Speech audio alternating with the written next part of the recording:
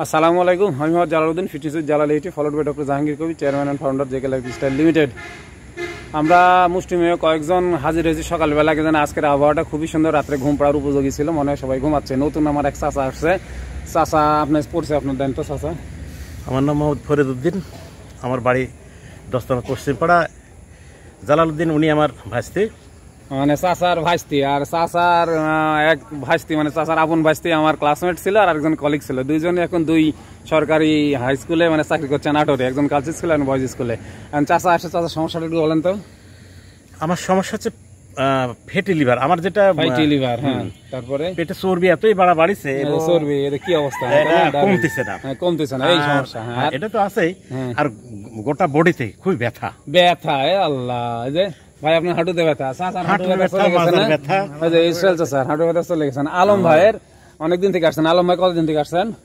আমার 1.5 মাস। 1.5 মাস। এখন আপনি সারা দিন কি খাচ্ছেন একটু বলেন তো। সকালের থেকে সকালে খাবারে কি খান একটু বলেন। সকালে আমি সাধারণ খাবারই খাই। না, সাধারণ না, নাম বলেন ভাই। সকালে খাই মানে সবজি টবজি দিয়ে আমি ভাতই খাই। সবজি দিয়ে ভাত খান।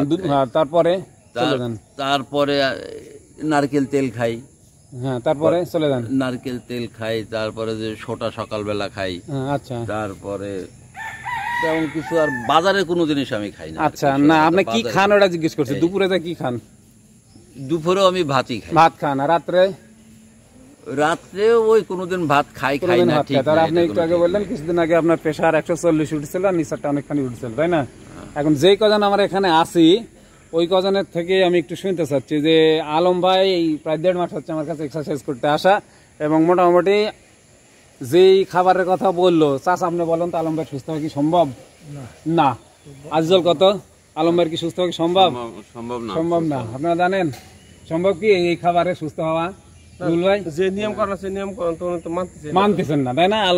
ফাইন, আউল ভাই বললেন তাহলে 1.5 মাস ধরে এক্সারসাইজ করতেছেন, অবশ্যই নিয়ম কারণ আমার কাছ থেকে কিছু শুনেছেন, কিন্তু নিয়মটা মানেন নাই বলে সুস্থ হতে পারেন নাই, প্রেশার আপ ডাউন করতেছে।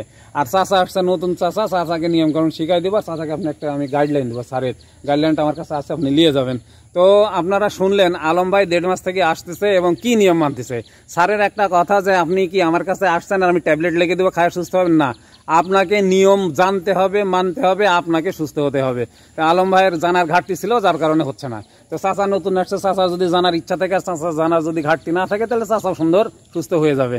তো একটা কথা, আপনি জানবেন, আপনি মানবেন, আপনি সুস্থ হবেন। যার স্বাস্থ্য তার সম্পদ। Be healthy and keep healthy. আসসালামু আলাইকুম।